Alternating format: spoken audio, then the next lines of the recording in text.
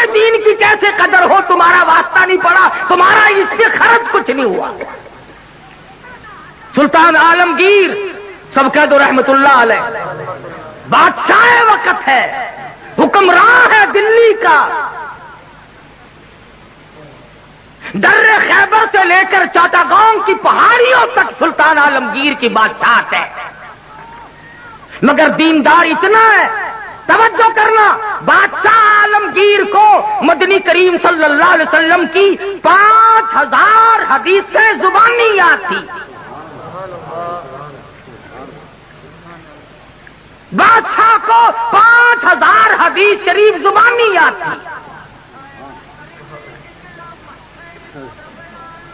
اور آج کل کی ہائی تعلیم کے بارے میں تمہیں بتاؤں، کتنے سالوں کی بات ہے، عام خاص باغ میں جلسہ ملتان میں ایک وزیر آیا، تقریر کرنے سے پہلے کہنے لگا پڑھو درود شریف لا الہ الا اللہ محمد الرسول اللہ۔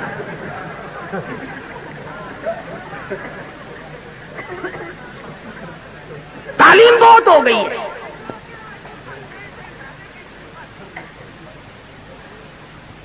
عالمگیر بادشاہ نے 40 علماء بٹھا رکھے تھے جو فتویٰ لکھتے تھے، رات کو فتوے سنا کرتا تھا اور اشکال پیدا کرتا تھا۔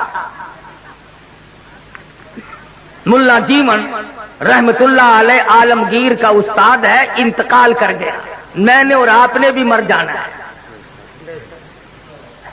فوت ہونے سے پہلے وصیت نامہ لکھ دیا، فرماتے ہیں میری نماز جنازہ وہ آدمی پڑھائے جس کی تمام عمر میں جب سے ہوش و حواس سنبھالا ہے اس کی ایک دن بھی سفر میں، حضر میں، دکھ میں، درد میں، بیماری میں کبھی بھی کسی حال میں بھی تہجد کی نماز قضا نہ ہوئی ہو۔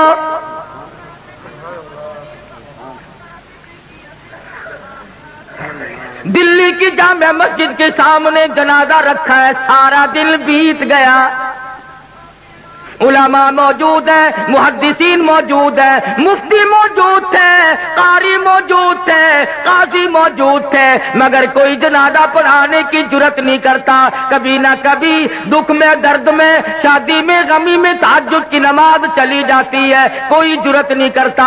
عصر کا وقت ہوا، بادشاہ عالمگیر استاد محترم کے جنازے کے قریب پہنچا اور منہ سے کپڑا اٹھا کے کہنے لگا او اللہ والے تجھے کیا ملا؟ دنیا سے جاتے جاتے میرا راز کھول گئے۔ میں سمجھتا ہوں، جانتا ہوں کس کے بارے میں لکھ کے گئے ہو، کسے حکم دے کے گئے ہو، مگر اے اللہ والے یہ تو بتا، میری تمنا تھی، میری آرزو تھی کہ تیرے سوا، میرے رب کے سوا کوئی نہ جانے میں کیسا ہوں۔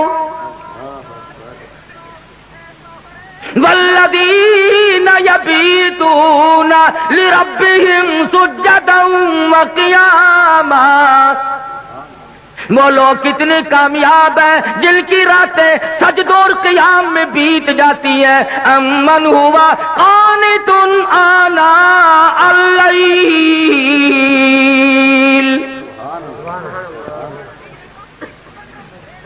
عالمگیر بادشاہ کھڑا ہو کے رو رہا ہے اور کہنے لگا اللہ والے تجھے کیا ملا؟ دنیا میں میرا راز کھول دیا، اب میں بڑا مشکل میں ہوں، اگر میں اپنا راز بچاتا ہوں تیرا جنازہ پڑھانے والا کوئی نہیں،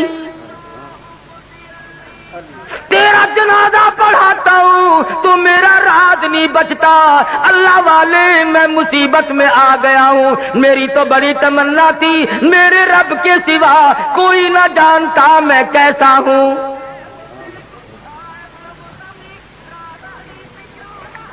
اب میں اور کیا کر سکتا ہوں، میرا اللہ مالک ہے۔ کھڑے ہو کر کے فرمانے لگے او لوگوں صف درست کرو، میں فقیر جنازہ پڑھاؤں گا۔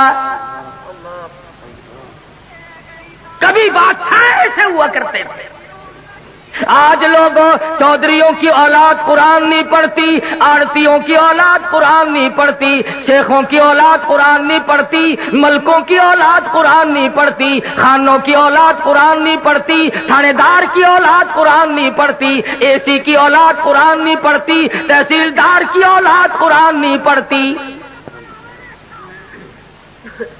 اس لیے کہ اس کو کوئی مقدس کتاب نہیں مانتا۔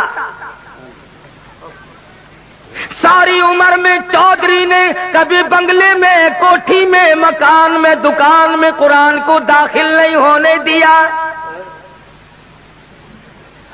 ہر چیز مکان میں آئے گی، دنیا دار آئیں گے، چھوٹے بڑے، امیر و غریب، بنگلے میں، ڈیرے میں آئیں گے جائیں گے، مگر اللہ کے قرآن کے لیے داخلہ بند ہے۔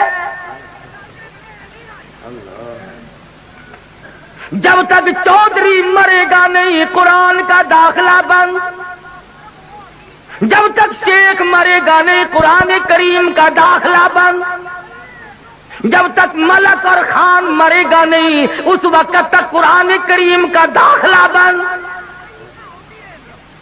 جب مر جائے فوراً داخلہ کھلتا ہے۔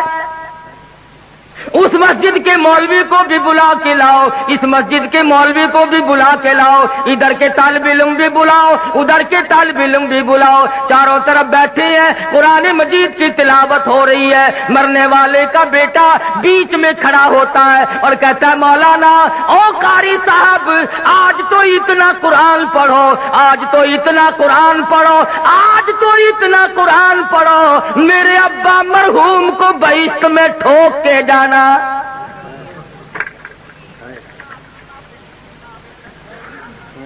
داخلہ تو ملنا نہیں، ٹھوکنا ہی پڑے گا۔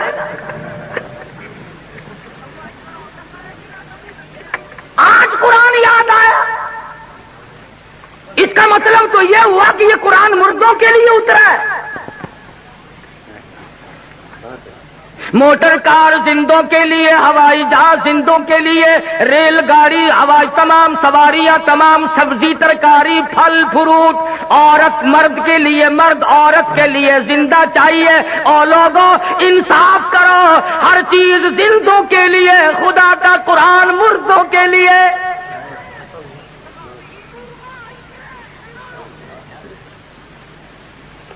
پڑھنا چاہیے جی، بڑا ثواب ہے جی، بڑا ثواب ہے جی، جتنا قرآن پڑھے سو قبر چڑھتا ہے۔ عقل نہیں رہتی آدمی میں بات کرنے، اب یہی وجہ ہے نا عقل ٹھکانے نہیں۔